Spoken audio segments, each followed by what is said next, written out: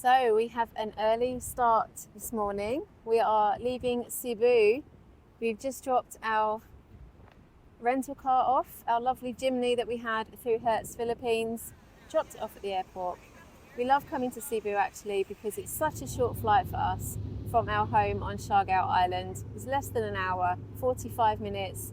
We're really looking forward to getting back. Even though we were away for just 1 week, we are excited to see Poppy, the dog, and I'm sure she's pretty excited to see us too.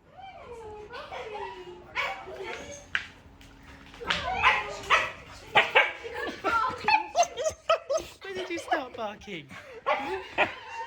Poppy's reaction was different this time, wasn't she? She's turned a bit wild. Yeah, she was barking in the house, which is something we've not heard her do before. Maybe it's because there's a new baby on the way.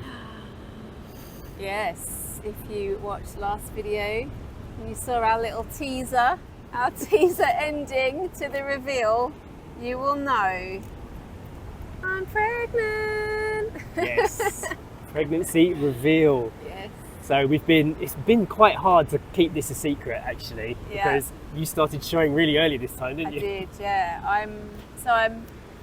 I've completed 15 weeks now, and 15 weeks pregnant. And at this stage with Story in the pregnancy, there was barely any sign that I was pregnant. Yeah. This time round, it's a bump. Yeah. I've got a bump. There's no denying it. It's like muscle memory. Your body's think just so. gone boink straight to the 3-month part. I'd say after about 2 months, it was like we need to change our angles in the vlogs to keep it a secret. Yeah. And other things as well, like Sacha hasn't been drinking coffee, she's been having decaf and... Actually one of my Christmas presents from Jay was a massive bag of decaf coffee beans. Yeah.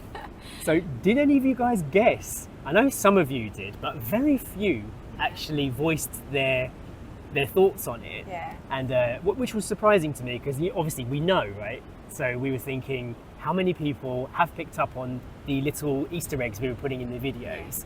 There were a few. Yeah. So, but I don't think anybody, this was a massive surprise, like for everybody, our family. Yeah. No one knew this was coming. So it's quite fun to like surprise everybody like that. And I think it was the last post that I put up on Instagram. Yeah. Where I signed off with our names, but I left a blank line. Yeah. And then if that was when, comma underline. yeah, that was when a few of you were like, "Hang on, what does that mean?" And you were like, why is that there?" Yeah. See, I didn't Maybe think that was a mistake. I didn't think that was going to get noticed because it was so far down a caption, Yeah. and I didn't think anybody really reads descriptions that much anymore. So I didn't think they would spot that one. Yeah. But there were other things as well, like Christmas time. We were vlogging every day, and you weren't really showing at that point. No. But it was like can't drink alcohol anymore. So Yeah, so we had, on our Christmas Day vlog, we said, "Oh, we've got some non-alcoholic wine." yeah, so Story can So join Story in. can join in and we can all drink together. Yeah. That was why. So non-alcoholic wine, decaf coffee. We added a few, like we added 4 hearts instead of 3 on like some of our Instagram posts. Yeah, on my New Year's Day post about the new year and wishing everybody Happy New Year, I put 4 hearts at the end. Yeah. So that was the first, and then I wrote that out and showed it to Jay, and he was like, "Ooh." Dropping No one hints. picked up on it. Dropping hints now. And also, like I started to get a little bit more obvious. Like let's say, for example, with the vlogs, it was more me centric. There was less you in it. Like there were sometimes you'd wake up in the morning and like feeling pregnant, and then I'd come down to the beach and do like a whole video just me. So that's the reason why. Maybe because I'm out of the first trimester now, done. I'm in the second trimester, well and truly. And the first trimester was a bit of a shock. Yeah. I was so tired and I couldn't get through the day. Sometimes needing to have 2 naps. Wasn't it? Lots of sleeping. Thankfully, I didn't have any sickness. I had the nausea feeling in the morning. Like if I got up and didn't eat breakfast, I would feel sick, which is different for me because I don't normally eat breakfast. I normally fast up until like 2 o'clock in the afternoon sometimes. Yeah, between 11 and 2, you wouldn't eat anything normally. But I could not do that. I had to have breakfast. Even that for me has been a bit of a struggle, making myself eat breakfast because it's like my least favourite meal of the day. I don't really like it. But you haven't puked? No, I have had no physical sickness. I think we should probably explain why this happened. I go back in time a little bit because, as you guys know, many of you have said, and the reason why it's such a surprise is because we've been saying in many videos, Q&As, no, one and done, happy with Story, no more kids. The story changed about a year ago when we were both still 39. We had this long chat. We were like, do you know what? You know, we kind of said in the vlogs and to each other, nah, it's all right, let's not bother. But then we were like, let's have one more chat about this, just in case. Where would we do it? Can we do it? Is it safe to do it? Like, we couldn't make an official decision on it because one of where we are on the island. Yeah, this island is not a good place to have a baby, I don't think. It's not really prepared. Like, give birth in a way. To have a baby here is, you know, great. Incredible, incredible to raise a child here. Yeah, so the worries that I had previously when we were locked down here during the pandemic, and I was like, no, definitely not here because there's no hospital, we can't even get off the island, things like that. So that changed our mind initially. And we met a few pregnant people during the pandemic, and we heard and saw their struggles. Because I'd had a not ideal birth with Story, that was a fear of mine of like having to go through that again and not having any medical help in a way. So that was always the reason, you know, let's just be happy that we've got beautiful Story, happy, healthy little girl. We don't need to kind of tempt fate and try again. Well, that's kind of where we left it. We were like, okay, are we good? Have we decided? Is this the last time we're going to talk about this? That was it. And we were like, okay, so 39 years old, we were like, no, we're not going to have another baby. And then Suki the dog came along. Suki, the little puppy that we rescued on my birthday, on my 40th birthday. That was such a shock to us. We didn't realise how much love we have left to give. And we really surprised ourselves with how much we could care for something that we thought we had already hit our saturation point with the love. And Suki. Having Suki was like having a newborn. It was night feeds, we were up in the night with her. We were having to give her medicine, you know, feeding her with a syringe. Baby bottle. Baby bottles, Nibs, you know, like the nipples on the bottle.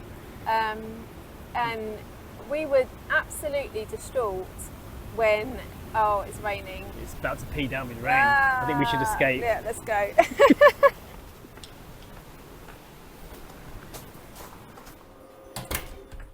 Okay, where were we? So, we were absolutely distraught, all of us, when little Suki passed away. More so than I ever imagined we would be. The tears, it lasted for weeks. And we still talk about her a lot, actually, even now. I think I cried solidly, like every day for 2 weeks without fail. And we only had her a month. 3 weeks and a month. Yeah, but she made a massive impact on us. Yeah, and she left a big void afterwards because we were like, oh, if only Suki was here. Oh, if only Poppy and Suki were doing this together. What would she look like now? And this conversation kept going and going. Yeah. And then we felt like there was a void in our life. We felt like we were missing a purpose. Yeah. And it started helping us reopen conversations that we started talking about at the beginning of the pandemic, because we said initially, if we were going to have a second kid, this was years ago, it would be when Story was about 3, 4 or 5. And that was at the beginning of the pandemic. And the pandemic put a stop to that because of all the things we were going through. So we're like, oh, well, we'll just leave it a couple more years or whatever. And then obviously the conversation stopped until now. And then we were like, well, what is this void? What are we missing? What is this feeling that we don't know what to do with? And then we were like, is it the vlogs? Should we stop vlogging? Is this like lost its purpose? Is it like, is the island too paradisic? Or are we saturated with like the lifestyle we've had here? Do we need a bigger challenge? Do we need to go somewhere even more challenging, like move from the Philippines? Or loads of conversations started flying around. And eventually it came round to whether or not we wanted to open the discussion of another child or not. And after Suki, we kept asking ourselves, like, what was the point of her? Like, why did we find her? Like, we were always looking for a bigger meaning in it. And why was it that night? Like, we never walked that way. You never walk. Yeah, we did. And there she was. Like, was she there to for this reason, you know, to make us realise something that we couldn't make the decision on ourselves. Yeah. And so I do think that she helped in that decision, because she, you know, she made me feel like I had so much more love to give, and I had so much more, like, that I was still capable of doing that I wasn't doing. And then, even then, after all that, we were so confused that we basically said to each other, all right, we're not going to start trying for a baby, but we're also not going to not try. Yeah, we wanted to leave it up to the universe. Yeah. And just see what happened. See what happens, yeah. And 3 months after Suki passed away, I was pregnant. Yeah. So yeah, in that sense, it was still a surprise for us, because we weren't sure if we were even capable of having a baby at this age. You know, we're both older, and we hadn't really looked into all of the things we might need to do. First baby, there was like a long preparation period, you know, coming off the pill and everything. There was this gap. How long would it take to get pregnant and naturally reset? So this time, it was, even though we were open to the possibility, it was still a shock. To me especially. I was like, oh, really? This is happening? And the timing as well. We didn't realise how quickly it could happen. All right, so I'm just going to go off and get some paperwork, and I'm going to explain what the Cebu trip was all about. So when we first got there, we said to all of you guys, we've got big life-changing plans for 2025. Of course, we already knew that Sacha was pregnant. We'd found out in the beginning of December, officially. Officially, yeah. I was 5 weeks pregnant when I found out. Yeah. So we've known for a long time, like from the very beginning. So this last like 10, 11 weeks, it's really felt really slow. Yeah, it's true. And also because we've had a pregnancy before, it's like we were trying to remember what we did last time, how it felt. We've been rewatching our old videos in order, which is really interesting actually. If you guys are interested in seeing the original journey, if you haven't done so already, I've got a playlist of videos on our YouTube channel, which is Story's birth, or the pregnancy in Thailand, through to her birth, listed like 0 to 3 months, 6 to 9 months. And it's like, we've been looking through it going, what's a 9-month-old like? Yeah, you know, exactly. Let's go to that playlist, and we watch it. I'm like, wow, I can't remember the things we were saying, the things we were doing. Yeah, that's become like our morning ritual, right? We sit down and we have our breakfast, and we'll put on one of Story's old videos from when she was a baby, because it's good for Story to see as well, like what having a baby is like, because we tell her, you know, what it was like with her, and she obviously sees babies, but you know, nothing can prepare you until you're actually doing it. So it's been good to show her what's to come. Yeah. And some of them are like Story's hilarious in them. We were like cracking up laughing the other day watching one, just a really normal home day. Normal, But Story's chatting away, and just the things that she comes out with. So it's been really nice to revisit our old videos, and we were like, this is why we make the videos, because now you get to rewatch it all. So have a look in the description of this video if you're interested in that, if you want to see some of those videos in order. And of course we'll add to a new playlist as well, because we can see the real value of keeping these memories now. So much we would have forgotten had we not filmed this kind of stuff. And one thing that we do remember specifically is how hilarious it is to have a baby. It's so funny, and that for me was a real kind of eye-opener. Yeah, I drew suns on some of them, didn't I? Here. Thank you. Look, there's a what's on that one? Heart. Yeah, there was a heart on there to say thank you, isn't it? And I'm looking forward to having that again. Yeah. Did you talk about Cebu? No, I forgot. So Cebu, life-changing news. A couple of Easter eggs there. On the thumbnail, I put a circle around Sacha's tummy. Yeah, and, when I'm standing outside the Suzuki. Yeah, and it says, this is going to change everything. And the only person who told me they saw it was my brother. Yeah. So I don't know how many people saw that Easter egg. But anyway, we were like, how do we tell you guys that something big is happening here in Cebu without it being specifically about revealing a pregnancy? Because at the same time as our trip around Cebu with Hertz, we were also visiting the hospitals. Yeah. We've just arrived at the UC Med, University of Cebu Medical Centre, for my 12-week ultrasound, and they're going to do the anomaly scan. I'm having some blood tests done today, and anything else that they throw at me, I'm not sure, but this is our first time in Cebu. We've just found the hospital, now we're looking for the parking. Feeling a little bit nervous actually, I'm sure it'll all be good. How are you feeling, Story? Very exciting. Yeah, looking forward to seeing the hospital and just kind of getting a feel for the area. So we've got baby Bump's going to be scanned. So we landed, we picked up the hire car from Hertz and we went straight to the hospital for my appointment. So this was the 12-week, you know, check-up, scan, meeting the doctor, the OBGYN, and yeah, so that's why we were there. So, So what did you think of that hospital then? yeah, I was happy with it. I didn't have any negative feelings, and obviously we didn't get to see where the birth will happen. But apparently when you're further along, you can request to go and see like the birthing rooms or the operating rooms and things like that. So that's quite interesting, which we'll probably do. We've been watching other people's videos that have had babies here in the Philippines, and you know, it's like there's hospitals in Manila, there's Davao, there's Cebu. At the moment it is going to be Cebu. We will be having the baby in Cebu. We are going to stay in the Philippines for it, and right now I think it is the best option, and it kind of puts my mind at ease as well that we have got a plan going forward. So That's another thing. We met our new doctor here on the island. Yep. Dr. Boyd, and she is friends with one of the the OBGYN that I went to see. Yeah, so she suggested we look into it. Yeah. And that's another reason why we went there. Yeah, exactly. It was like a recommendation, so that was good. Yeah.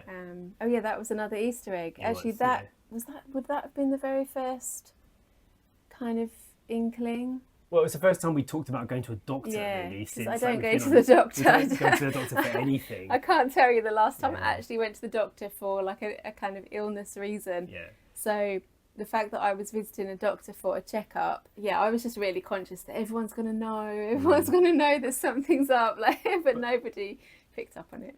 Story's not with us right now because she's busy doing something else, but we are going to sit down with her in another video and just kind of like let you know what her reaction was, just talk to Story so we can get some reaction from her, because she's very excited to become Ate, big sister. A lot of you guys are interested to see Story's role in all of this. I think she'll be great. I think she's going to be and great. She's really warmed up to the idea of everything. But I don't want to say too much because we're going to do a Q&A and everything. So if you do have any questions for us about this new chapter of our life that's going to be happening here in the Philippines, and I don't know, if you're curious about anything, then let us know, and then we can do another chatty video about it all. Get those questions in. Who wants to see the bump? It's filling up the frame. But I think, as you can tell, we're very excited. It's going to be fun, and I'm sure you guys feel the same way as well. It's going to be a fun year. Yeah, so drop your questions down below. You can send an email, you can write a comment, you can go on Instagram. Check out the playlist if you want to see Story when she was a baby. I recommend the 20 to 22 months. Yeah, like just before 2 years old. That's a fun time. They are really good. And we will see you in the next video. Bye. Bye.